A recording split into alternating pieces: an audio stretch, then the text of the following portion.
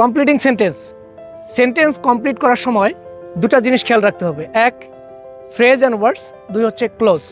যখন সেন্টেন্সের প্রেপোজিশন থাকবে, অর্থাৎ মাঝখানে যদি প্রেপোজিশন দেওয়া থাকে, যেমন in, of, for, from, by, with, after, before, to, into, এরপরে with a view to, in view to, এই ধরনের যদি প্রেপোজিশন বা প্রেপোজিশনাল ফ্রেজ দেওয়া থাকে, তাহলে তখন আমরা ফ্রেজ বা ওয়ার্ডস ব্যবহার করব। যেমন we go to college in view to dot dot dot, in view to এর পরে ভার্বের সাথে আইএনজি যোগ হয়।